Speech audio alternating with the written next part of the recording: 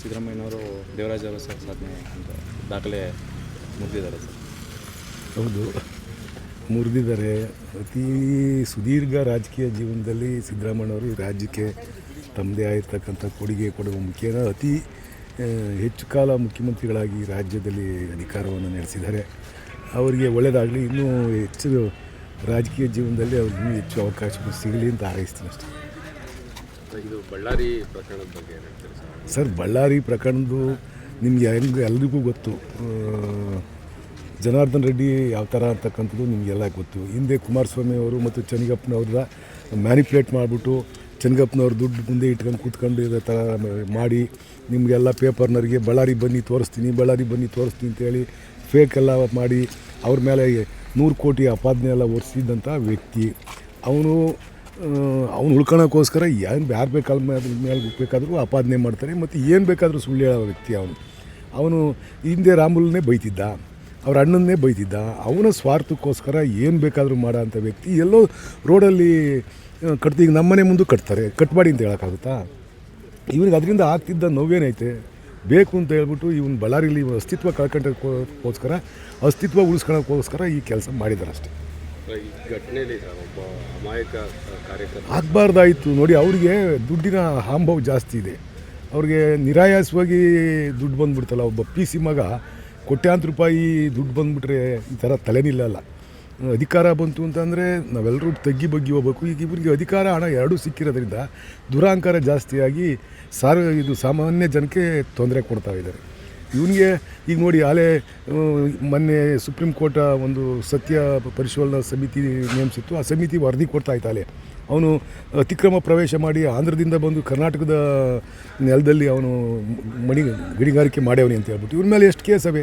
ಇವನು ಜೈಲಿಗೆ ಹೋದ ಮನುಷ್ಯ. ಇವನು ಬಂದು ದೊಡ್ಡ ವೇದಾಂತಿ ಥರ ಇವನು ಜೈಲಾಗಿದ್ದವನು ಬಂದು ಇಲ್ಲಿ ಹೊರಗಡೆ ಮಾತಾಡ್ತಾನೆ. ಇವನಿಗೆ ಮಾನ ಮರ್ಯಾದೆ ಇದ್ದರೆ ಅಚ್ಚುಕಟ್ಟ ಮನೇಲಿರಬೇಕು, ಈಚೆಗೆ ಬರಬಾರ್ದು. ಸಾರ್ವಜನಿಕ ಜೀವನದಲ್ಲಿ ಇರೋಕ್ಕೆ ಯೋಗ್ಯತೆ ಇಲ್ಲದ ಮನುಷ್ಯ ಇವನು ಅದು ಹೆಂಗೆ ಸಾರ್ವಜನಿಕ ಜೀವನದಲ್ಲಿ ಜನ ಇವನಿಗೆ ಮಾನ್ಯತೆ ಕೊಡ್ತಾರೋ ಗೊತ್ತಿಲ್ಲ. ಇಂಥವ್ರನ್ನೆಲ್ಲ ಉಗಿದು ದೂರ ಇಡಬೇಕು ಜನ. ಇವರೆಲ್ಲ ಸಮಾಜ ಕೆಡಿಸ್ತಕ್ಕಂಥ ನೀತಿಗೆಟ್ಟು ಜನ ಇವರೆಲ್ಲ ರಾಜಕಾರಣಕ್ಕೆ ಬಂದು ಇವರೆಲ್ಲ ರಾಜಕಾರಣನೇ ಹೊಲಸು ಮಾಡ್ತಾವ್ರಷ್ಟೆ. Thank you. ಉದ್ದೇಶಪೂರ್ವಕವಾಗಿ ಹೌದು, ಇದು ಉದ್ದೇಶಪೂರ್ವಕವಾಗಿ ಆಗಿರೋ ಘಟನೆನೇ. ಈಗ ಅವರು ವಾಲ್ಮೀಕಿ ಸ್ಟ್ಯಾಚ್ಯೂ ಮಾಡ್ತಾವ್ರೆ. ಅದಕ್ಕೆ ನಮ್ಮ ಮುಖಂಡರು, ಮುಖ್ಯಮಂತ್ರಿಗಳು, ಉಪಮುಖ್ಯಮಂತ್ರಿಗಳೆಲ್ಲ ಹೋಗ್ತಾರೆ, ಲೀಡ್ರುಗಳೆಲ್ಲ ಹೋಗ್ತಾರೆ. ಅವರೆಲ್ಲ ಫೋಟೋ ಹಾಕೋದು ಸಹಜವಾಗಿ ಆಗ್ತಕ್ಕಂಥದ್ದು, ಬ್ಯಾನರ್ ಹಾಕ್ತಕ್ಕಂಥದ್ದು. ಇವನಿಗೇನು ಹಾಕ್ಬೇಕಾಯ್ತೆ? ಇವನು ಮನೆ ಮುಂದೆ ಹಾಕ್ಬಾರ್ದು ಅಂತಂದ್ರೆ ಏನು? ಇವನು ಮನೆ ರೋಡೆಲ್ಲ ಇವ್ರು ಅಪ್ಪನ ಹಾಸ್ತ. ಈ ಥರ ದುರಹಂಕಾರಗಳನ್ನೆಲ್ಲ ಮಾಡಬಾರ್ದು. ಹಣ ಇದ್ದರೆ ಬಡವ್ರಿಗೆ ಸಹಾಯ ಮಾಡಲಿ, ಬಡವ್ರಿಗೆ ಹಂಚಲಿ. ಎಷ್ಟು ಜನ 3 ಹೊತ್ತು ಊಟ ಇಲ್ದಾರವ್ರೆ, ಎಷ್ಟು ಜನ ಮಕ್ಕಳು ವಿದ್ಯಾಭ್ಯಾಸ ಅರ್ಧದಲ್ಲೇ ನಿಲ್ಲಿಸ್ತಕ್ಕಂಥವ್ರೆ, ಅಂಥವ್ರಿಗೆಲ್ಲ ದಾನ ಮಾಡಲಿ. ಅದನ್ನು ಬಿಟ್ಬಿಟ್ಟು ದುರಹಂಕಾರವಾಗಿ ಯಾರನ್ನೋ ಗುಂಡಾಗಳಿಗೆ ಹೊಸ ಸರಿ ಇಲ್ಲ. ಸಂಪುಟ ಪುನರ್ರಚನೆ ಸರ್ ಗೊತ್ತಿಲ್ಲ ಸರ್ ನನಗೆ. ಅದ್ರ ಬಗ್ಗೆ ಏನು ಕೇಳಿದ್ರು ನನಗೆ ಗೊತ್ತಿಲ್ಲ ಅಷ್ಟೇ. ಗೊತ್ತಿಲ್ಲ, ಸುಮ್ಮನೆ ಮಾತಾಡೋದ್ರಾಗೆ ಅರ್ಥ ಏನೈತೆ? ಕೊಟ್ಟಿದ್ರು ಅಂದರೆ ಸರಿ ಮಾಡ್ತಾರೆ. CM ಗೊತ್ತಿರುತ್ತೆ, ಹೈಕಮಾಂಡಿಗೆ ಗೊತ್ತಿರ್ತದೆ. ನಾವೆಲ್ಲ ಸುಮ್ಮನೆ ಮಾತಾಡೋದು ಬಾಯಿ ಚಟಕ್ಕೆ ಮಾತಾಡ್ಬೇಕಷ್ಟೇ. ನಾನು ನೋಡ್ತಾ ಇರ್ತೀನಿ ಪೇಪರ್ನ.